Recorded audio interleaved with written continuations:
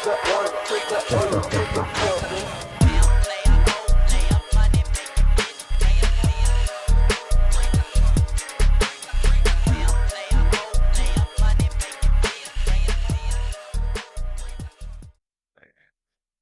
to the program. This is another episode of History and Drugs. So it's 1986. There's a plane flying low over the remote jungle region in Central America. That plane gets shot down. Everybody on the plane dies except for one man. Amazingly, remarkably, he survives. And that man is an ex-military officer from Wisconsin, Eugene Hassenfuss. What's so important about this is up until this point, the United States had denied any involvement or any covert operations in a war taking place in Nicaragua, which we're going to talk about. But when Eugene was caught, the Sandinista government put him on TV. He squealed like a pig and he told the truth. And he was there because he was a CIA asset. And he was there because on that plane, he was dropping guns into the jungles for the Contra guerrilla movement that was trying to take back their government. So a lot to understand about this time period. It's modern history. It's 40, 50, and a couple things we'll talk about are 60 years ago.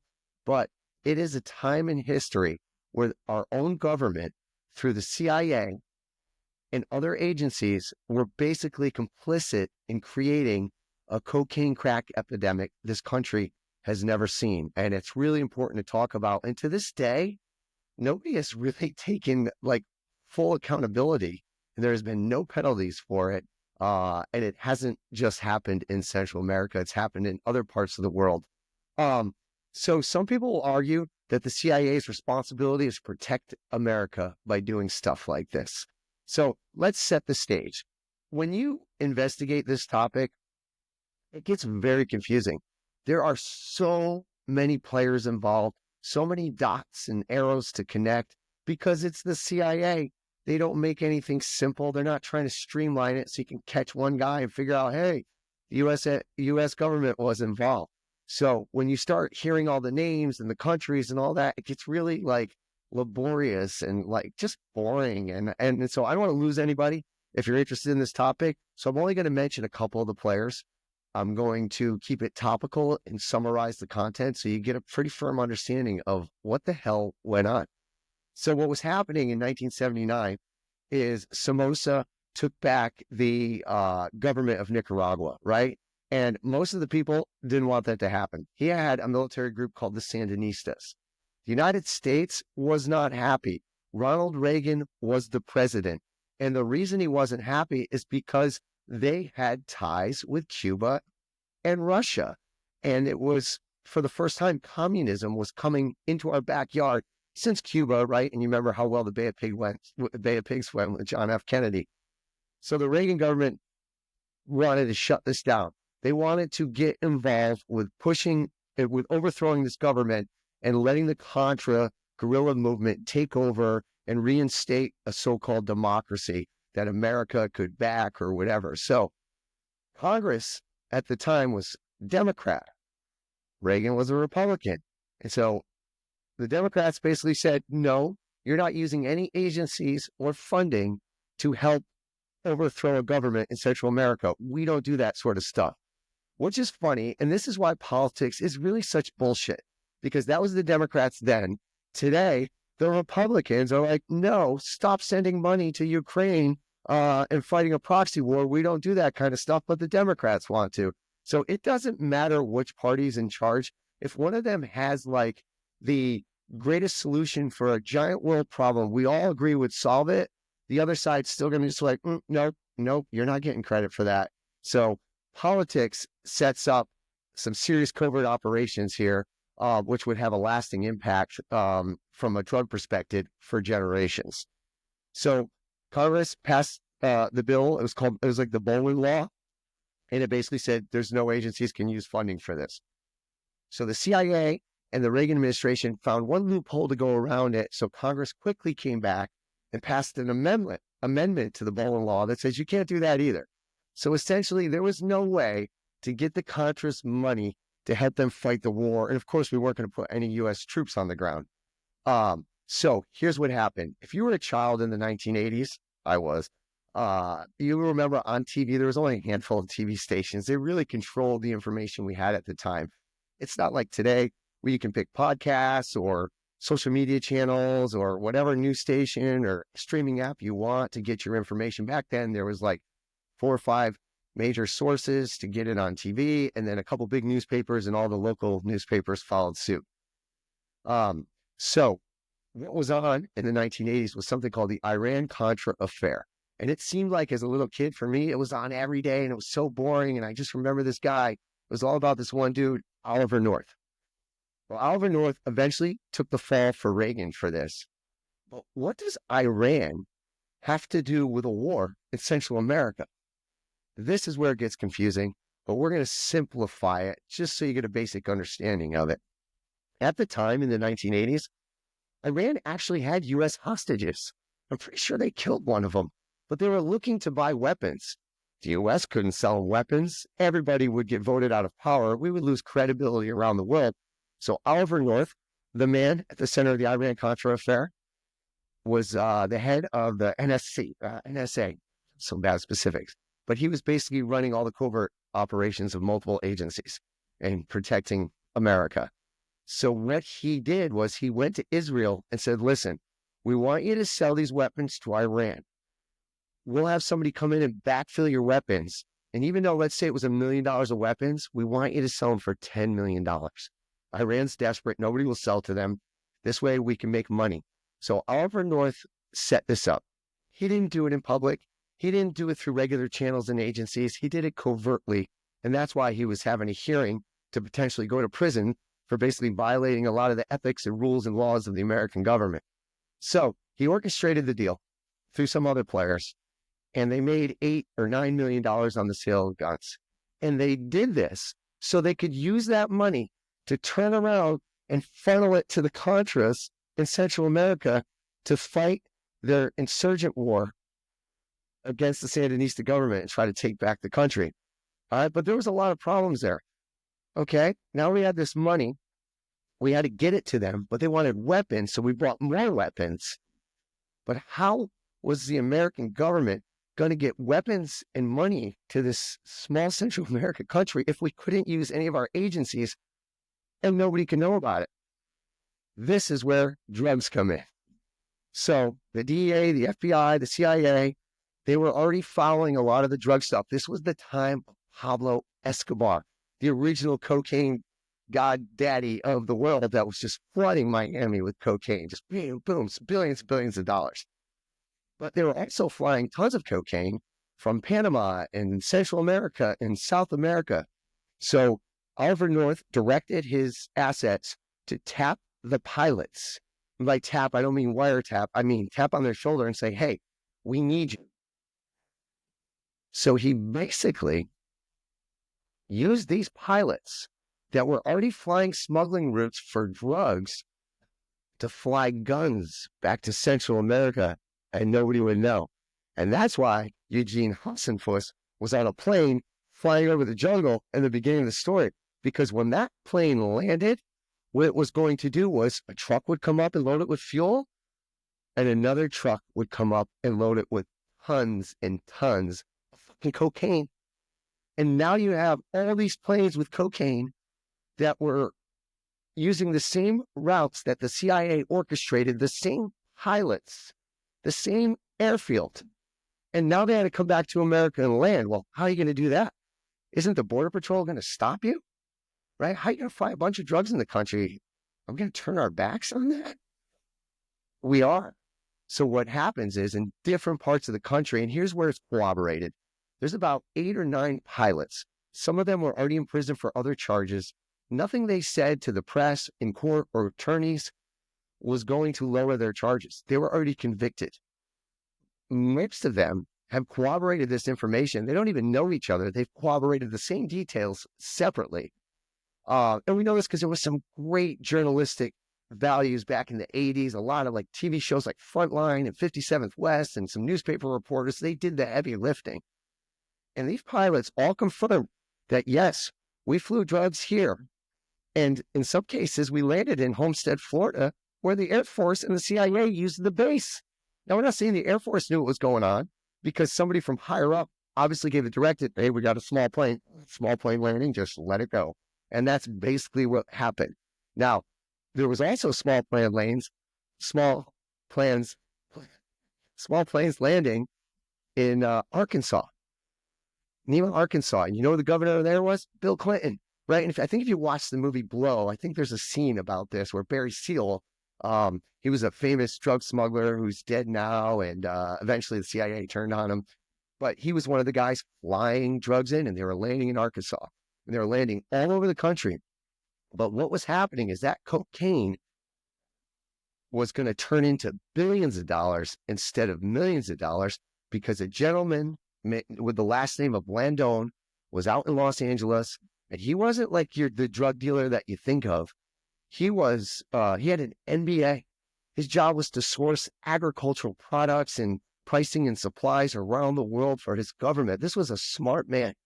And he connected with a small-time street dealer in South Central Los Angeles. And that street dealer's name was Freeway Ricky Ross. And Freeway Ricky Ross became infamous, so infamous that he spawned a whole generation of rap music. Okay, he spawned people to steal his name, for crying out loud. This guy was a little dealer and became a big-time baller when he hooked up with Blandone.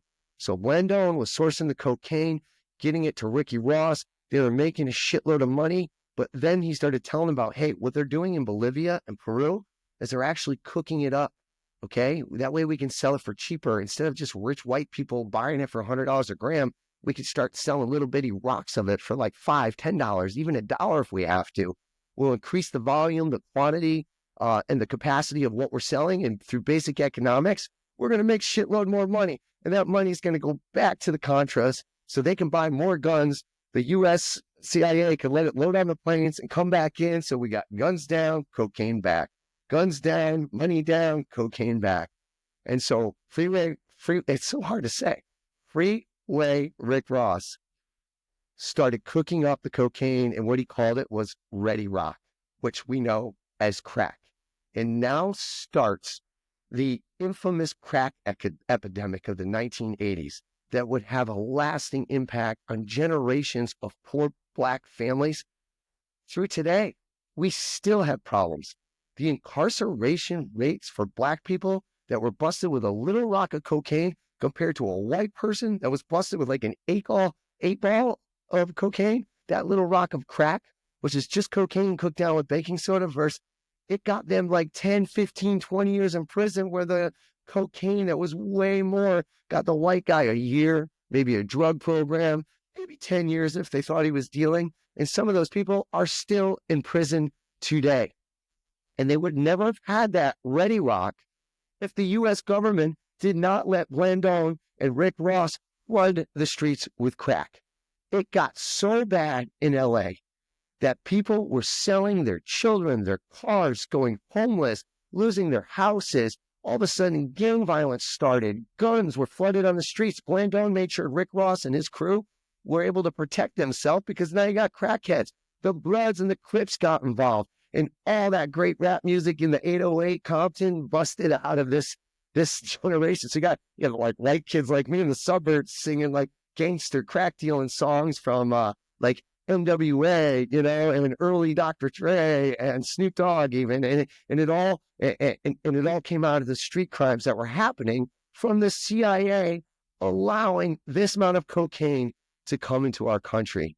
So devastating. And it wasn't just South Central. That's just where it began, right? You had a cocaine problem in Miami. The party people snorting Pablo Escobar's cocaine was a whole different story than crack rock being smoked by poor people and just spreading and spreading. And then they spread it out into Cincinnati, into Chicago, and throughout the country, and to New York. And it just became a huge epidemic that was created by our own government. Nowhere in this does it say the CIA went on the streets to sell rocks of cocaine. So as people caught on to this, reporters started asking questions. Now, if you want to look into some of this and this interests you, you can go on YouTube, and there's a great Frontline episode that talks about this, where the reporters actually do the work. They fly to Central America. They go to prisons and talk to dealers. They're talking to people using crack on the street. Another show is, I think it's called West 57th. Same thing. They lay this out a little more complex, a little more details, way more names, but you can really see great video footage of this all happening. And so as it got out in the public, the U.S. government, the Reagan administration, and the Bush administration were like, we don't know anything about this. CIA doesn't get in bed with drug dealers. We know nothing about this. In fact, when we found out about the Iran money for guns to the Contras, when we got this guy Ollie North, he's already getting in trouble. Look, he's going to get in so much trouble. This guy's screwed. This guy just took the fall for President Ronald Reagan. And you know how much jail time he got? What did Oliver North get? 0 minutes in any prison. 0. In fact, he got a show on Fox News later on. And then I think he ran for president or something.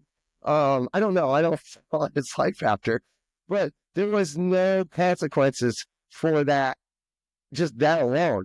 And nowhere in these Iran-Contra hearings that were public did they talk about the cocaine. Nobody asked the questions to the people on the stands. And yes, that arms deal certainly did help fund this war, but the cocaine to crack sales were what was keeping it going and raising way more money, right? The CIA was charging a tax for them to use the planes.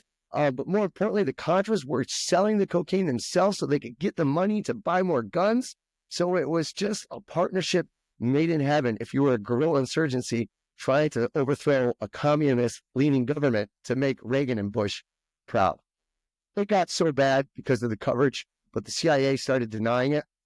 Now the heads of TV stations and the big newspapers like the LA Times, New York Times, Miami Herald, Chicago Tribune, they started shutting down stories because they wanted the relationships with the government for their inside information, to sit on their fancy boards, to play golf at their country clubs. So they're like, we got to keep this low. There's consequences for this. We can't let people think our government's like this. So the stories start getting poo-pooed is really the only word I can think of. But it was so bad that the director of the CIA, and I forget his name because he was like just a one-scene character for this, he literally flew to Compton, South Central Los Angeles, this white dude in a cane, and head of the CIA. They didn't send a representative or anyone else. He went in, sat in an auditorium with all these angry black people and white people asking questions. How could you do this? Why would you do this? And he got beat up. You can find footage of that, like public hearing online. I watched a lot of it.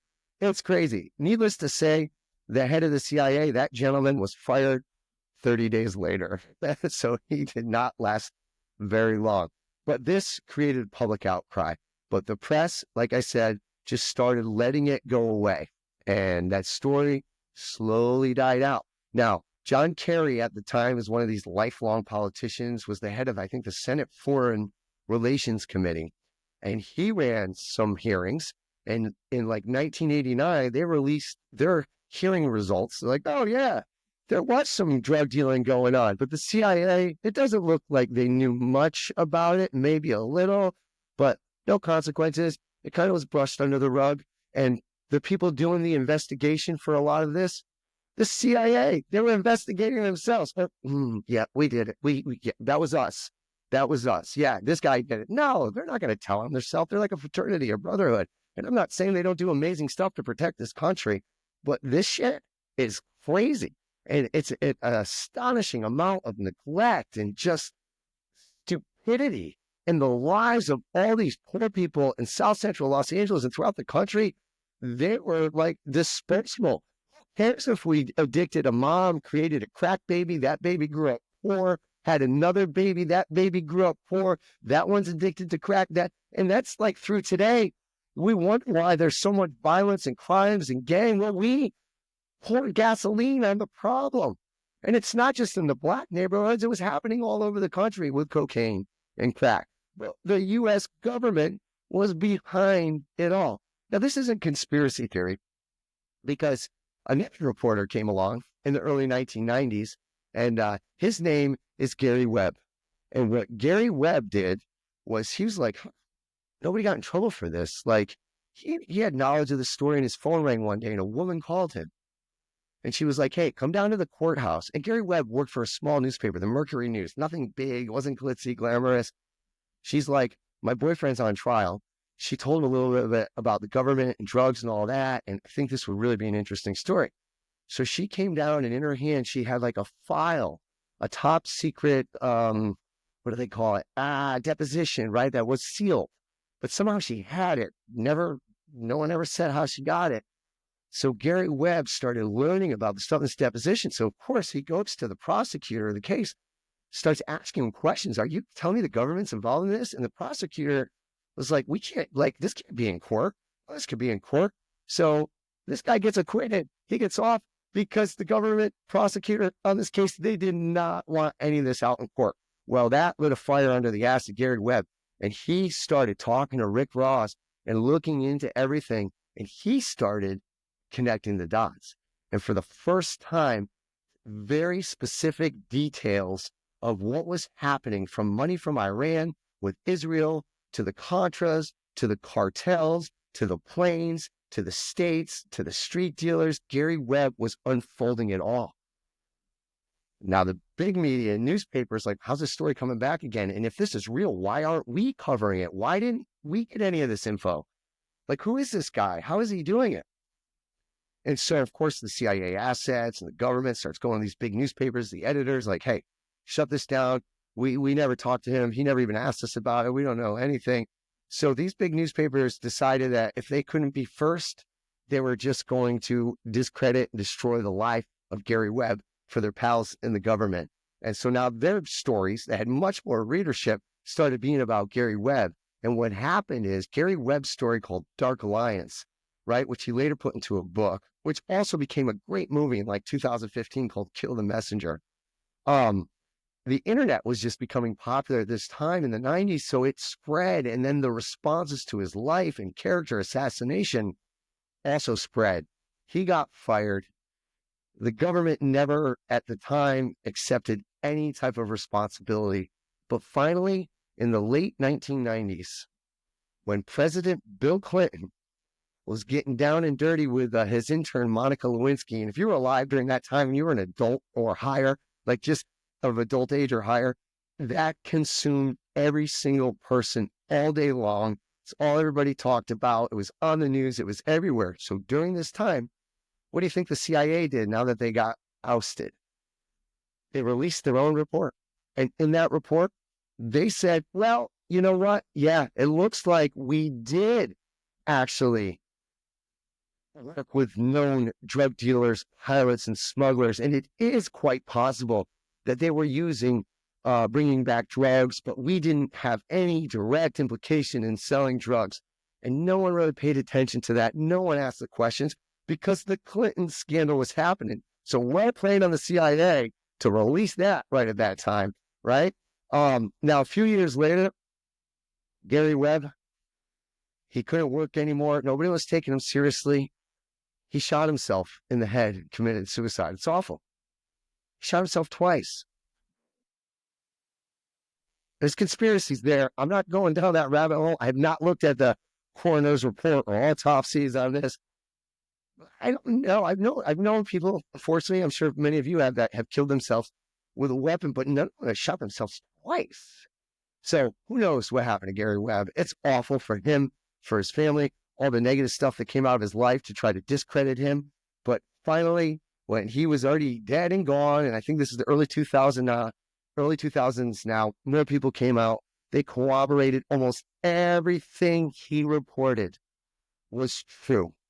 They destroyed this man's family, his career, protected the CIA, and now they all came out to say it was true. And he had CIA people on the record, but he just wouldn't give up their names as a source because that's what a journalist with real integrity did. They kept the source quiet, even to his death. So that's pretty crazy. Like, this is wild stuff. Our own country.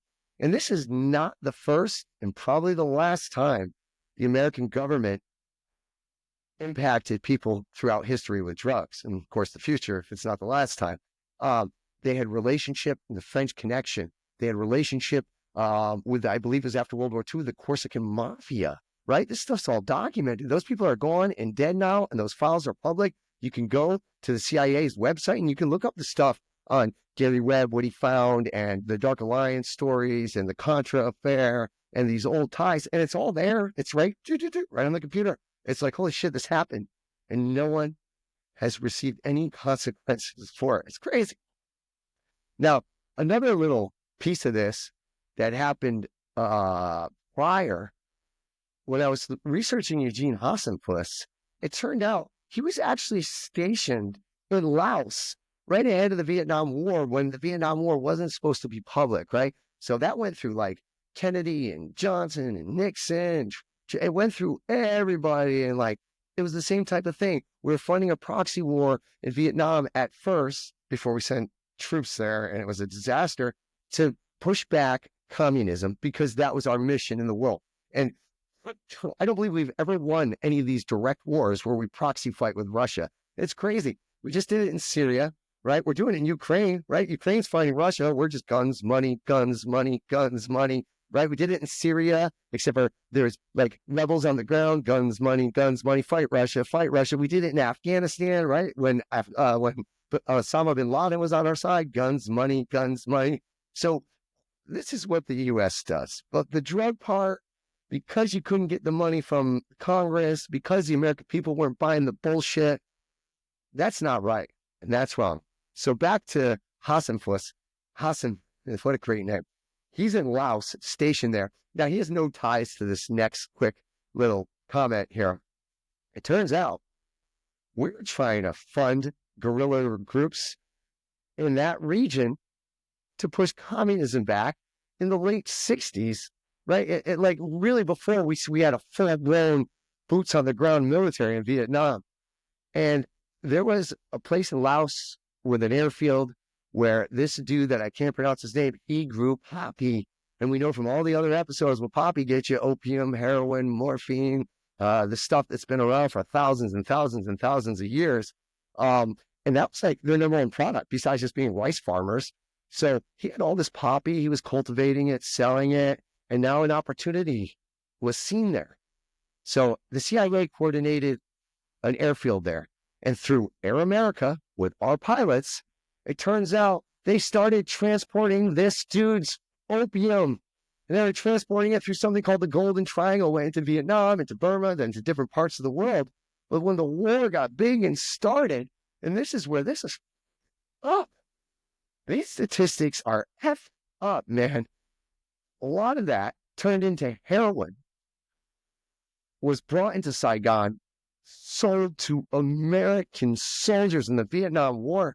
And if you read the government statistics, you'll never guess or believe. You're going to know in 2 seconds after my build-up. That's 30% of U.S. soldiers deployed in Vietnam were addicted to heroin. And it started from Laos, where Air America CIA assets transported it for this dude. Now, there's not as much evidence except for the pilots. The guys, they don't get anything for it. They didn't win a prize. Like, yeah, we were transporting it. But it doesn't have the evidence of the Central America. But the facts are the heroin came from Laos on Air America planes. It got sold to U.S. soldiers, not to mention the rest of the world. 30% of them are addicted to heroin. No wonder we lost that war, because that's not even the only crazy stat. Our own government found that 43 to 47% of soldiers at least tried it. So we potentially could have hooked half of our U.S. military in Vietnam on like one of the most powerful, potent drugs there is. It's unbelievable. We looked like fools in Vietnam. I was a baby. But you can go back, watch anything, documentary. We lost that war. We literally flew out of that place like climbing up on a ladder onto a helicopter, like, let's go grab the secretary. We're out. Go grab the files. And we just flew out of there, closed it down, wiped our hands with it. But not before we got all these people addicted. This is like in the Civil War episode. If you got to watch that, where we started the first opioid epidemic, right? Not on purpose. because now these addicts came back to America and they went to file for their VA benefits that they deserved because they saw bodies and limbs and death, scared as fuck in the jungle for this country because they told them to go. They didn't want to go. They got drafted and they got denied benefits. So they turn into alcoholics and drug addicts and keep staying on the drugs. The system sucks and it's lopsided. And this one I'm passionate about because this is our country. We did this to these people. And this personally hits me because I actually volunteered to do counseling for an old VA house in Northern Connecticut. And I met a lot of these old guys that were in Vietnam. And their lives sucked. They were homeless on the streets, drugs, alcohol. They couldn't get benefits. They were dishonorably discharged because they were addicts. And they were addicts partially, complicitly, because Air America was flying heroin into the area they were. Plus, they were so scared to be there, they just started doing other drugs, denied benefits when they were back here. You watch our Civil War episode, the soldiers that were getting morphine and opium on the battlefield and put back in the war, after the war, there was no rehabs and treatment back then. Well, it started to be. They were also denied benefits. So, crazy stuff. But I love it. We're going to keep going. Thank you for all the feedback. Thank you for those that are listening. And hey, thank you to the couple of nasty emails I got. Like, the greatest part about this show, you don't actually have to listen to it. It's just for fun. It's topical. We don't go too deep. Anyways, I'll see you next time on History on Drugs.